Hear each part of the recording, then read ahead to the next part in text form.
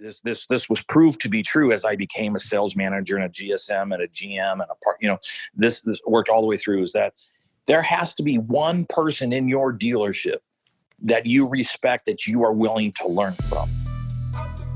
Welcome to the Millionaire Car Salesman Podcast, the #1 resource for automotive sales professionals, managers, and owners to learn how to make money, accumulate wealth, and to all out ball out in the auto industry.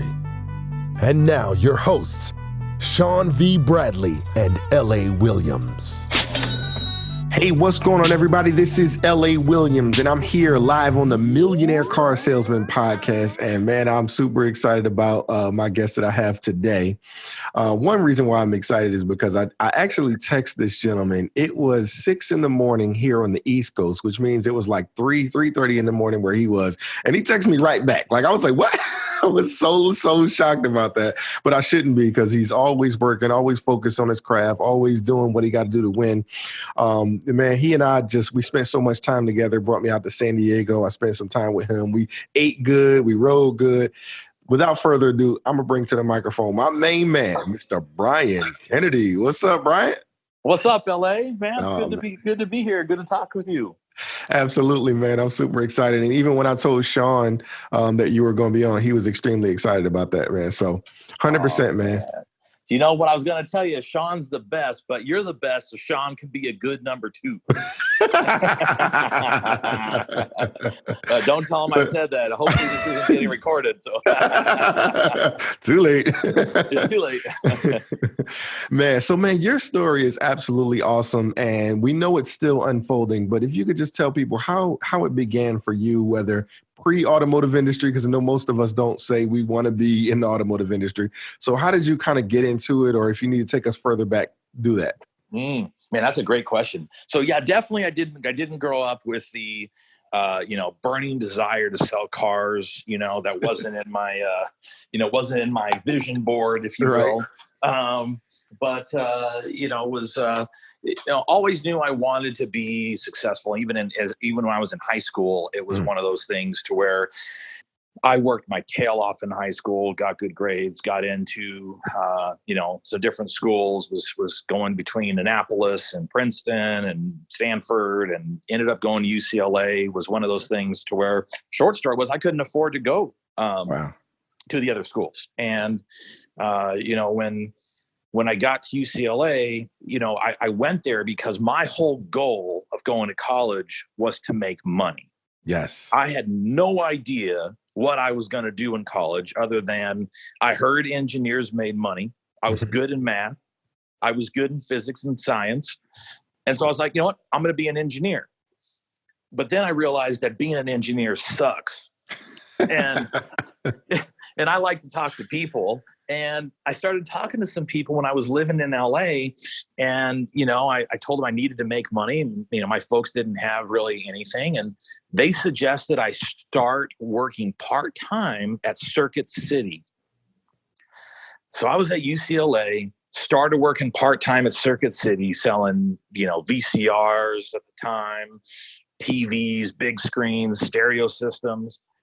And man, in the first 3 months, I made like $16,000. I was making over $5,000 a month working part-time. Rolling. And I remember, at 18, that's long dollars. Yeah. So, definitely wasn't anybody else in the dorms making $5,000 a month. For real.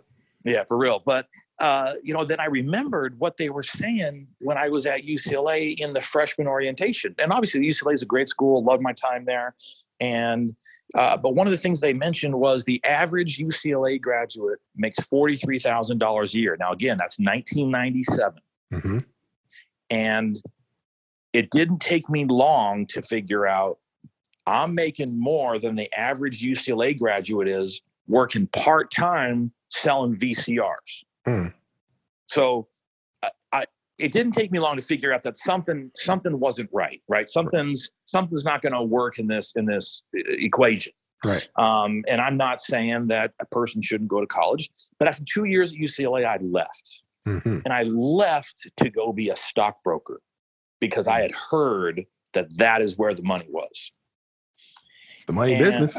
Yeah, it is. It's a money business. It's a money business. And so I went into a great place right on Rodeo, right there in Beverly Hills. Was all excited about it.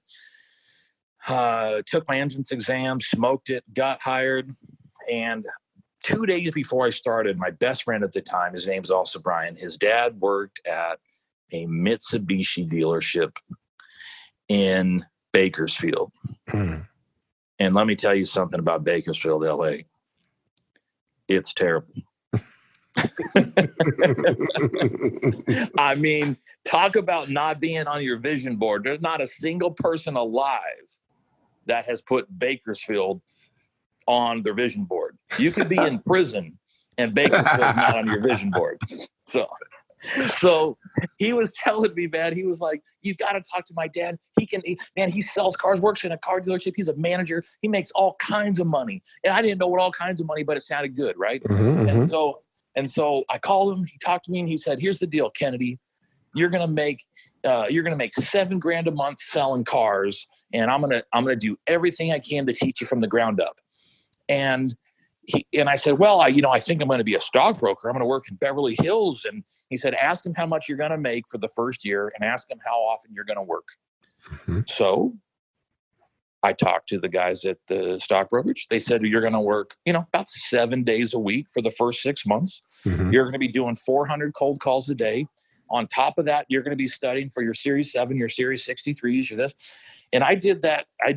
And it came out to be, I was going to make the same amount of money as I could if I was 8 years old working in Malaysia, making Kathy Gifford shoes. That's crazy. Oh, so lo and behold, I went to Bakersfield and my parents were distraught. Having their son leave UCLA to go be a stockbroker on Rodeo Drive in Beverly Hills, that's a story you can tell.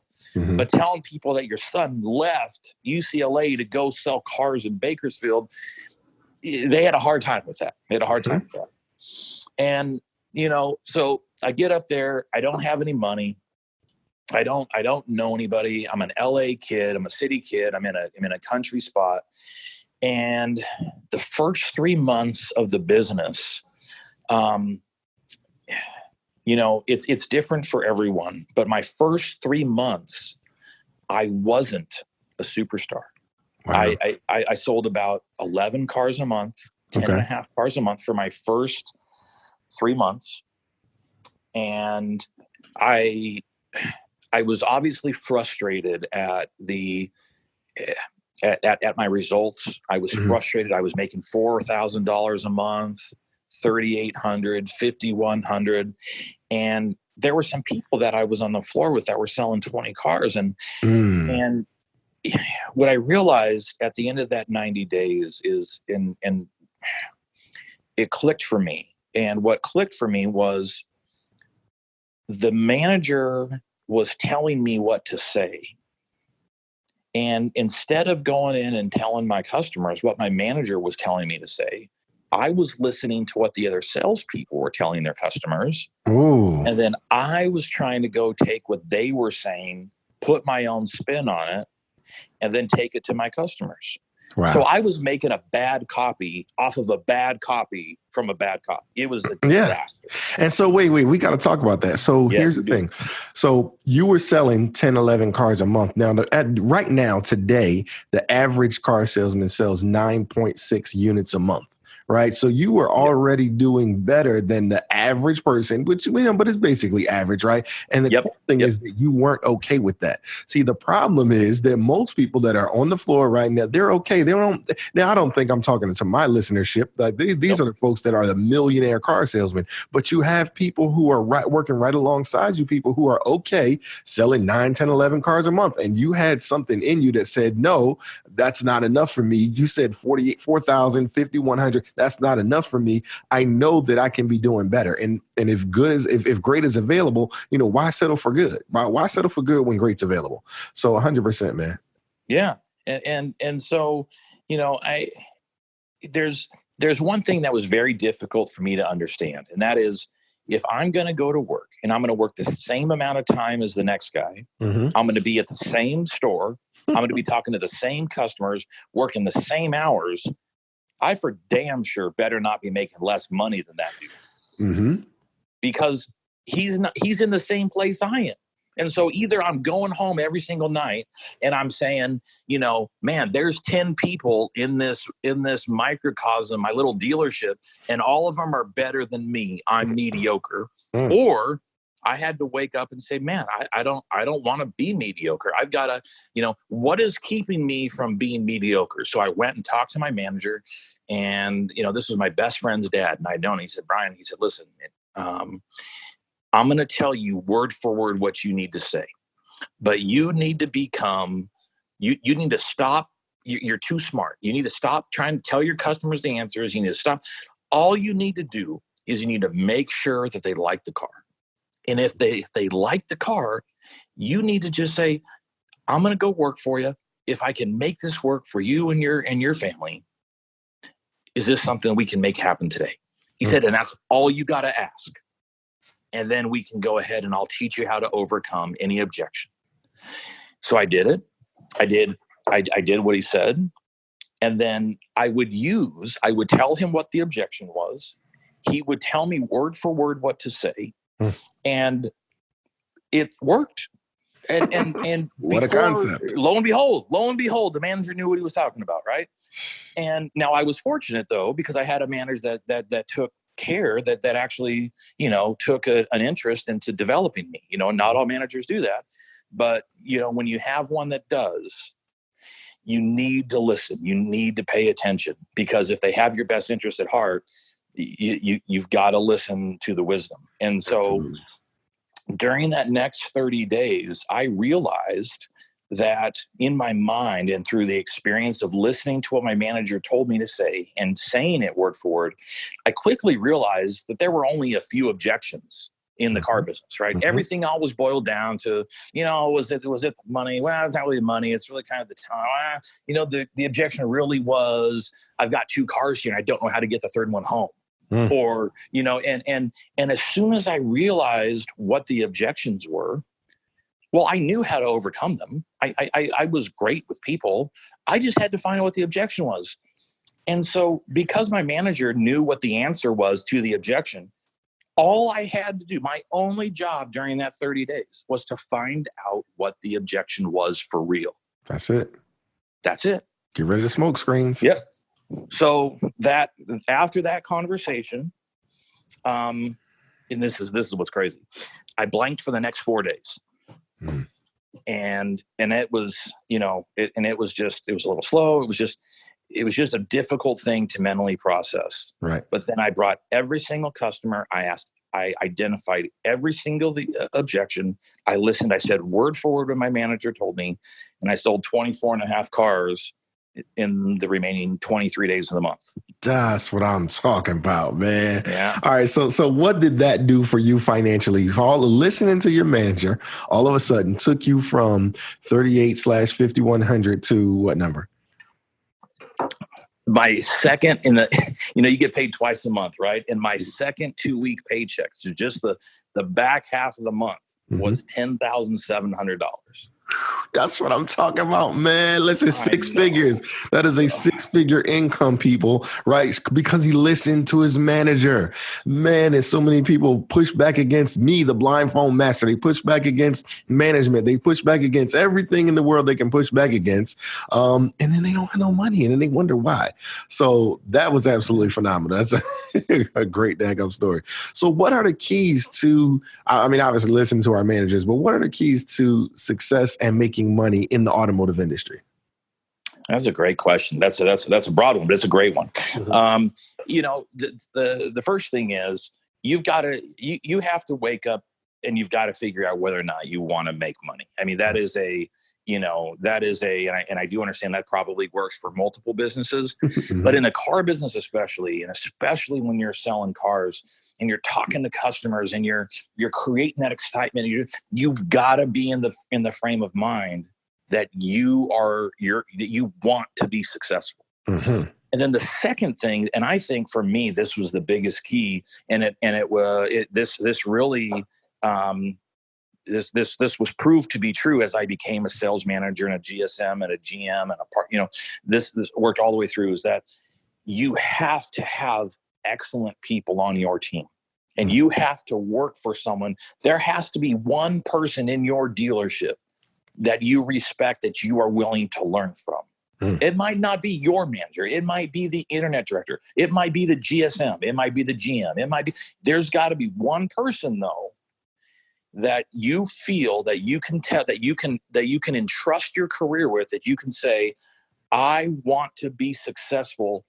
I want you to help me. I'm going to listen. And if you got that, then you are going to be given the tools to be successful.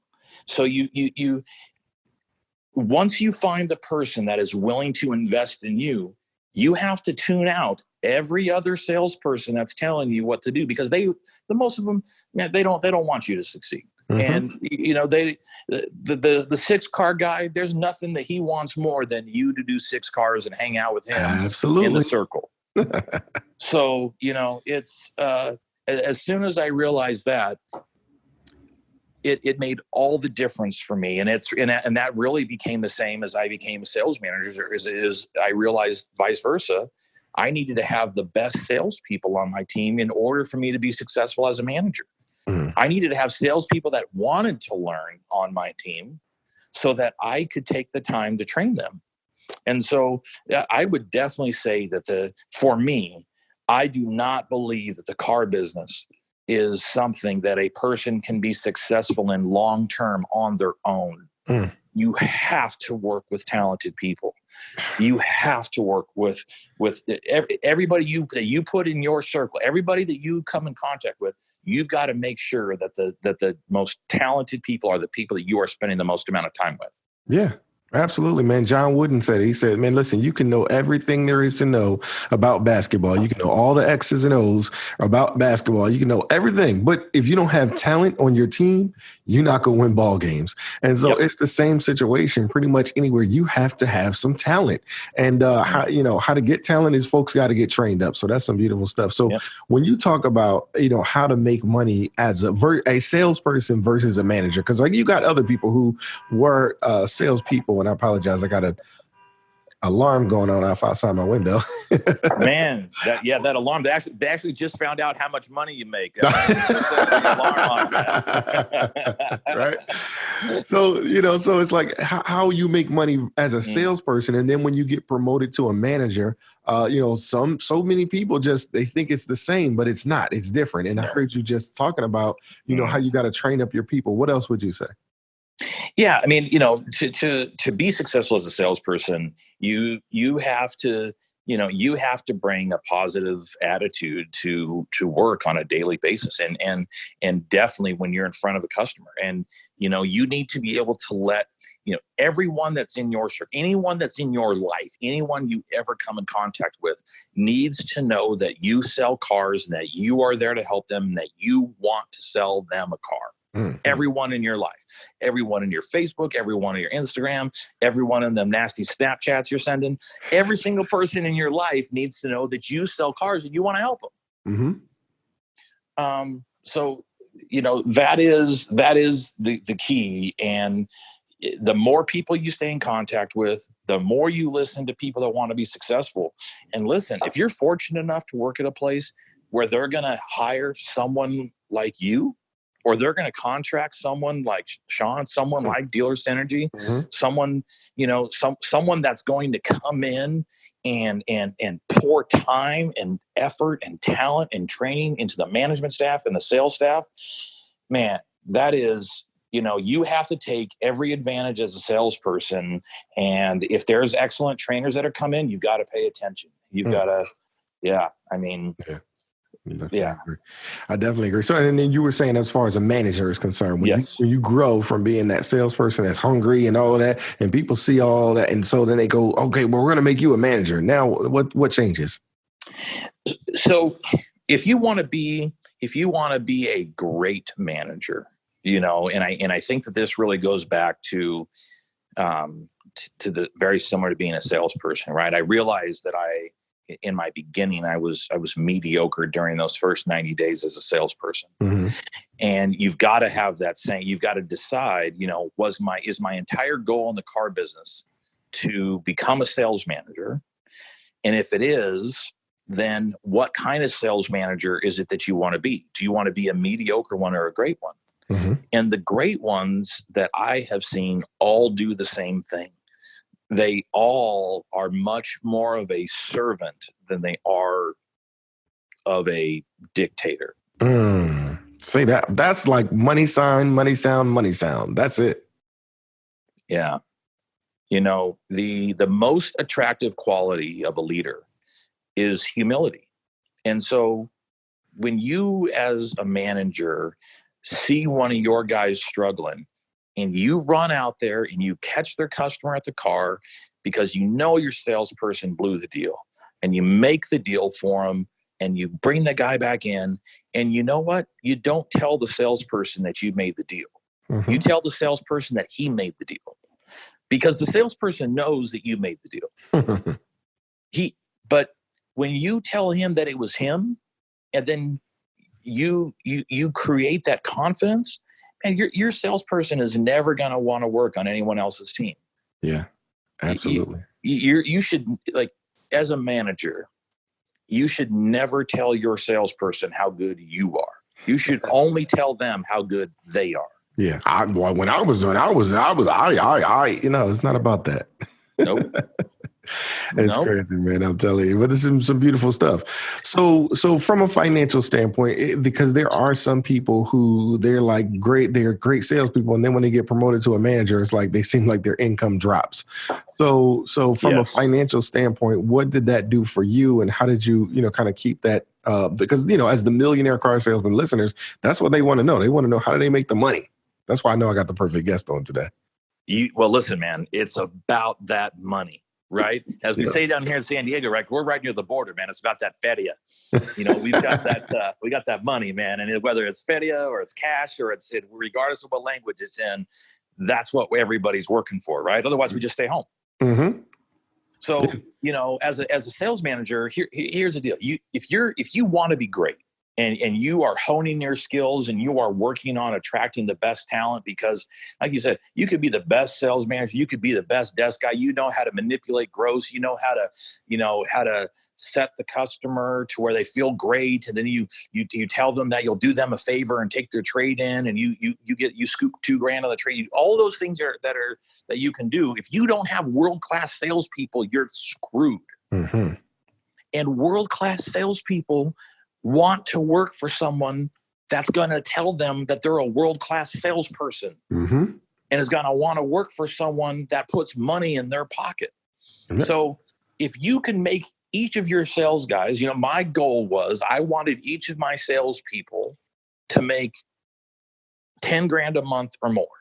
Mm. And every single time that they didn't, I took it as my fault. Mm. Because here's the truth. I either hired the wrong person, I hired the right person and didn't train them. I hired the right person, trained them, but then didn't support them when they had a customer in front of them. So one way or the other, it was my fault. That's it. Taking responsibility, man. That's some absolutely. Yeah. And so as a sales manager, when you've got superstar talent on your team, which is your goal as a sales manager, is to put superstar talent and to make sure that they make a ton of money, you're going to make money. Mm-hmm. And if the dealership that you're at is not paying you a significant amount of money, when you have superstar salespeople on your team producing great numbers, I promise you, there are dealerships that will. Mm. And I'm not a fan of bouncing dealerships. I had the great privilege of working with the Mossy Auto Group for 14 and a half years. Great group here in San Diego, 15 stores, constantly growing. And I really had the privilege of being there, and I was there for a long time. They paid me fairly. The more money I produced for the group, the more they paid me. The more I helped other people in the store make money, the more they paid me.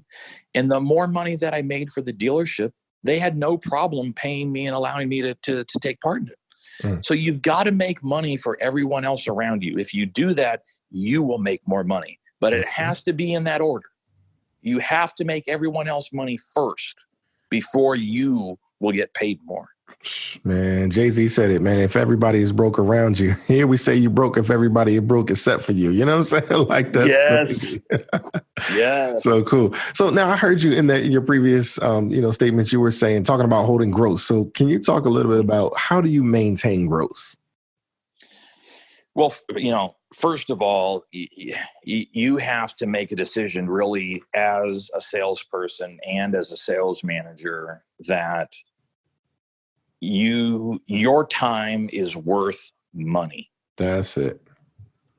That is first and foremost. You have to be able to make that decision. And the second thing is that you need to make that. You need to ask and to be aware that when you're talking to your customer, if your customer didn't want to work with you, then they could just push the button on their internet and a car can show up at their house, right? If they really didn't want to deal with anybody, they don't have to. So if they're willing to talk to you, talking to a professional salesperson is a privilege. Mm-hmm. And if you as a salesperson are providing world-class service, you deserve to ask for a world-class profit. The worst thing they can say is no.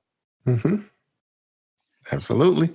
So, where that comes from is you never really know in the beginning of your conversation with your customer. You never know if they are going to be, if you never know if you're going to have a 5-pounder. You don't know if you're going to have a mini. You don't know if in the beginning you don't know. Mm-hmm. But if you know your inventory and you know which used cars have profitability in them, and you know that if you can get a customer excited about a new car or a used car, and then if the emotion of the customer attaches themselves to the car, mm-hmm. you have an opportunity to make gross. If you don't, then you're just a transaction. And then that's when True Car, and that's when, Edmunds and the KBB price and this and that. And, my friend told me, and, that's when that nonsense comes in, man. Absolutely. It really is. That's beautiful stuff, man. All right. So, man, listen, and I love what you're doing because you're giving folks the mindset. And so many times, we always listen to these podcasts because we want the skill set. And, just last week, I had a gentleman that was, really giving specific details on exactly what to say for some social media selling. But, man, I think the mindset is the key. I noticed it so many times. I heard a person on the phone today, listen to a recorded call, and their mindset was just off. It was just, they really didn't want it bad enough. I said, listen, if they found out, if they realized, if it was like, hey, I'm going to make $1 million if this person sets an appointment, they wouldn't let it go so easily. You see what I'm saying? But most people just give up. They just kind of got that defeated spirit. So since we're talking about that type of stuff, the negative side of it, what would you say are the biggest mistakes that people make in the automotive industry? Maybe making excuses, complaining. What would you say? Well, I think to your point there, since a lot of it has to do with mindset, I think the biggest mistake that people make in the car business is they allow themselves to hang out with people that sell 5 cars a month. I'm telling you, I have never seen a successful person hang out with idiots. I've never seen it. I've never seen a person where you talk to them and they're like, oh man, I sold cars and I made $375,000 last year at a Nissan store. Oh, really? How'd you do it? Well, I hung out with those jackoffs over there underneath the trees, smoking cigarettes and, telling them about what I ate and about how I went out last week. That's nobody's story. No, it's never happened one time, man. And I can tell you this is that it doesn't matter which dealership you're in, it doesn't matter which state you're in, and it doesn't matter what brand you're selling. If the people that you are hanging out with are broke bitches, you gonna be broke. That's it. That's it. So, that is the biggest mistake that I see in the car business is they hang out with people that are mediocre and then they become complacent. Yes. And as sales managers, and this is really where this is where a manager is either absolutely hurting your dealership or they're helping you. If the manager feels like they've reached nirvana because they have a sales manager badge on their shirt, you need to stay away from that individual, because that person is complacent because in their mind, they have accomplished their life's goal.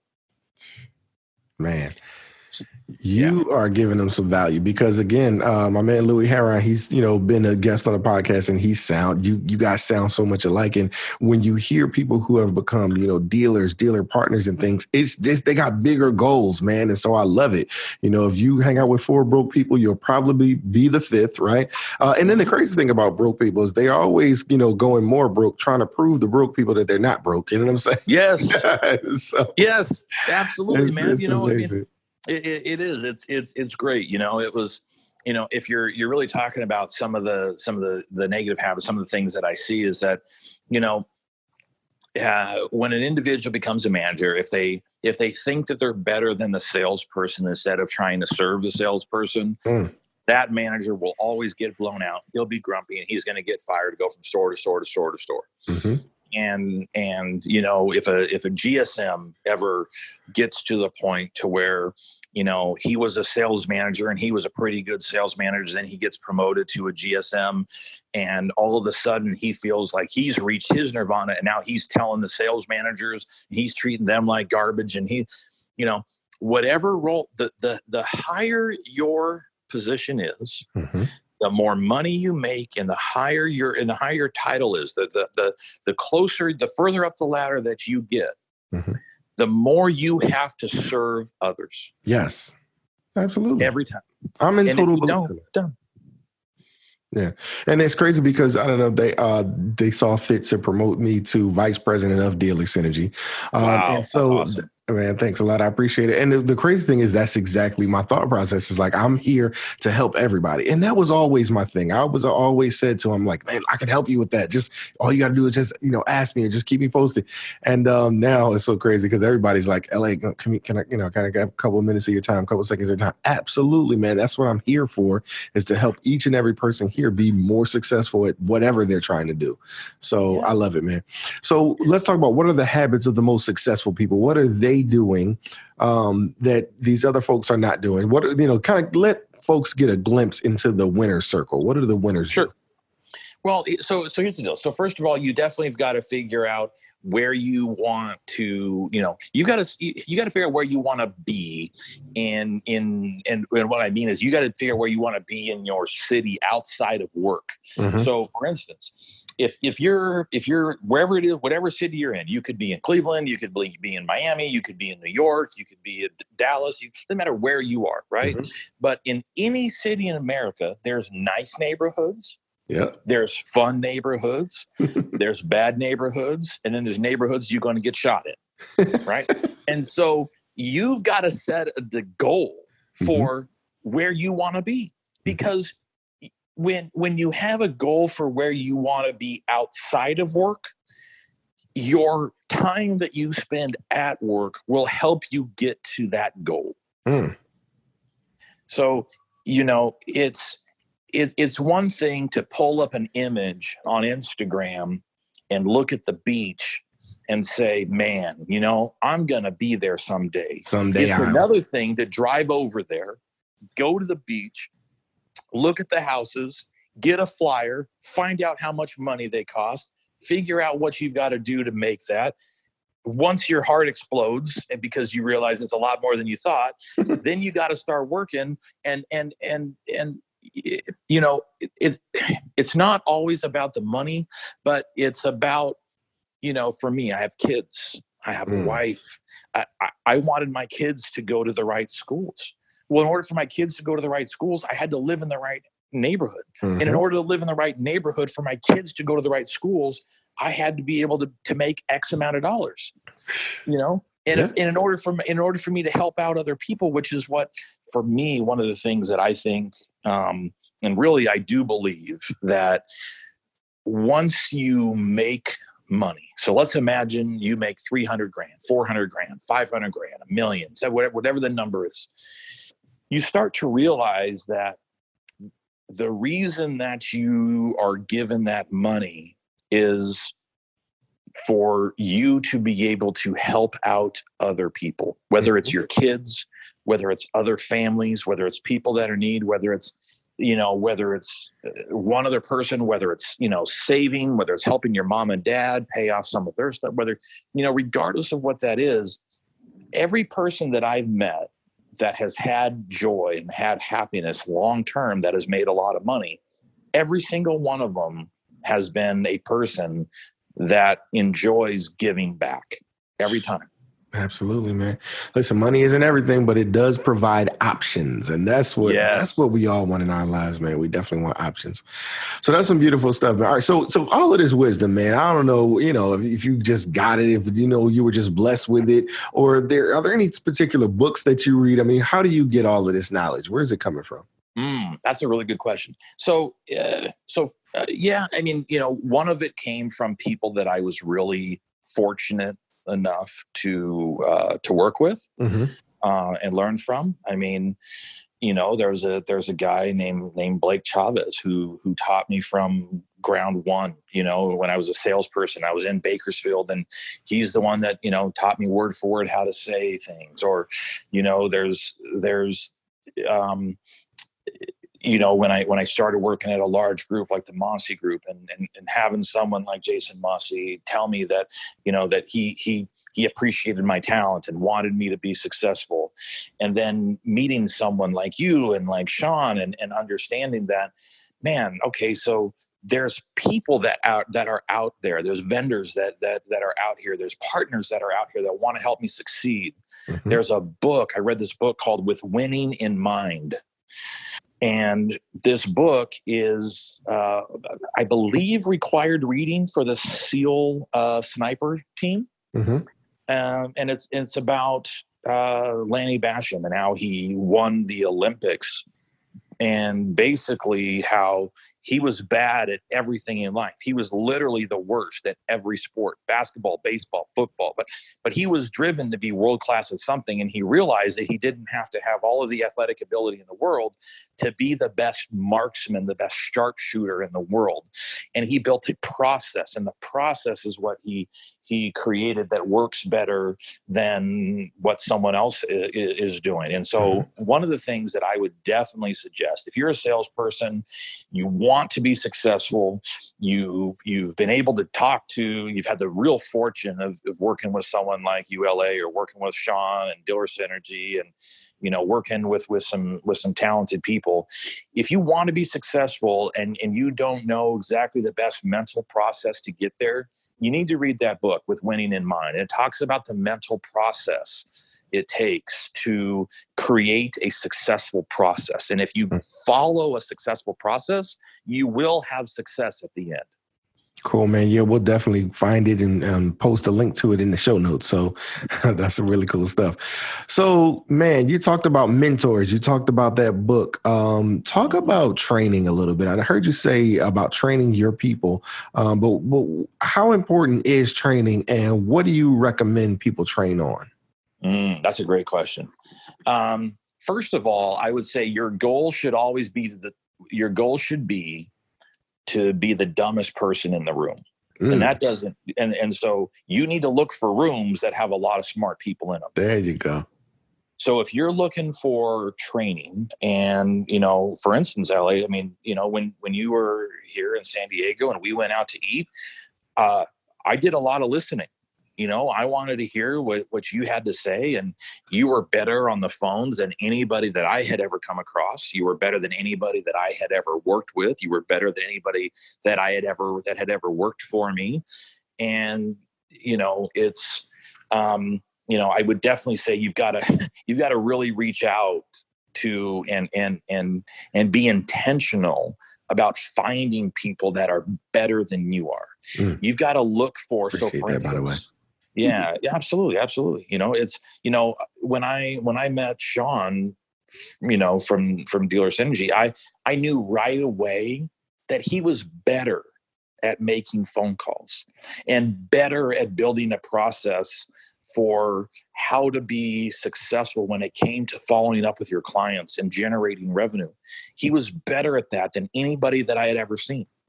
So it was a no-brainer for me to make sure that not only was I going to hire him, but I was going to make it a point to pay attention and listen to it, which is why I made it. I made sure, hey, Sean, not only it's great you're going to train the salespeople, but I want you to train the managers, right? Which is why I signed up for the management training. It's, when it came to digital right now, you've got like e-commerce is a huge thing right now, and you've got a company. I mean, I was at Digital Dealer multiple times. I've been to NADA, and I can tell you right now, hands down, the single best automotive digital marketing firm on the planet is C4 Analytics. They're out of Boston.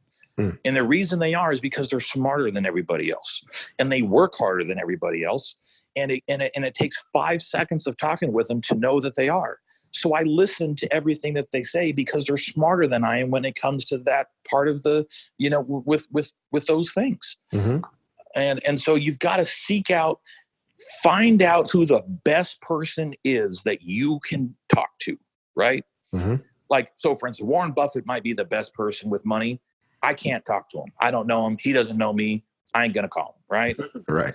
So, but whoever the best person that you can possibly come in contact with, that's who you need to make it a point to learn from and to seek advice from, and to just get next to them. You might just absorb some intelligence, and you might just catch some, you might just catch some fall off, right? Some runoff. Just right. And that's why books are so important and so valuable, because, you get everyone's best nuggets and you never even had to meet the person. Andrew Carnegie talks about that, right? Napoleon Hill talks about it, how, they feel like they have a mastermind network of people who aren't even alive anymore, right? Yes. You want Sam Walton's knowledge. He's not here. You can't sit down and have a conversation with him, but you could darn sure read his book and get his best ideas, because people are not going to write down their worst ideas, right? They're going to write down the best ideas, unless it's to learn from it. So that's some beautiful stuff, man. All right. So let's talk about this. What do you love about the automotive industry? Why is this industry specifically for you? Man, that is, what I love about the car business is, especially in, today's, in today's world and today's market, it doesn't matter who you are. It doesn't matter how old you are, how young you are, what size you are, what you look like, what you're. None of that matters. If you want to crush it, there is a place for you to be able to make your mark and to make your money, regardless of what it is that you got going. I got out of college base. I was 20 years old, and everybody told me at 20 years old that wanting to be a millionaire at 20 years old was stupid. So I didn't think it was stupid. Yeah, exactly. Yeah, they were broke. So I was so we checked them off, and so I wanted to be successful, and I didn't want to wait until 8 more years or 10 more years before someone else decided that it was okay for me to be successful. The car business allows you to decide what your paycheck looks like. If you're in the car business and your paycheck sucks, it's your fault. Period. Straight up. You on it, man. Telling you on it. So that's some phenomenal stuff. So all right. So let's take this to the next level because again, I want you to kind of close us out by talking about, from a financial standpoint, what were some of the things you had to do from the moment you made that 10 grand in a half a month, right? Up until now, what did you have to do to kind of build upon your legacy? Can you talk about that and kind of close us out with that, with a story or something? Because obviously you're not a financial advisor, but you could, we can coach them a little bit. Yeah, we can coach them a little bit. Well, so here's the deal. As you start making more money, it's funny. I actually encourage salespeople during the first 12 months or during the first 24 months. I really encourage them to kind of spend every dollar that they make. And the reason that is one, I want them to stay hungry. Two, I want them to understand that. To your point, money is not going to provide happiness, but it is going to provide options. And once you get past that 12-month, that 24-month area, and you start realizing, okay, well, hey, my goal was 10 grand and my goal was 12 grand and my goal was 120 grand. My goal was 140 grand. And listen, I understand that the title of this show is Millionaire Car Salesman, right? So the reason why I want them to spend that money is that they understand real quick that 10 grand ain't rich. 12 grand isn't rich. You can't buy everything that you want. You can't go stay everywhere that you want. You can't go on vacation everywhere that you want. So once you get an opportunity and you start changing the people that you're hanging out with, you start realizing that, man, there's a lot of people in my city that are worth millions of dollars. And then you've got to go home and you've got to ask yourself, why isn't it me? I'm telling you.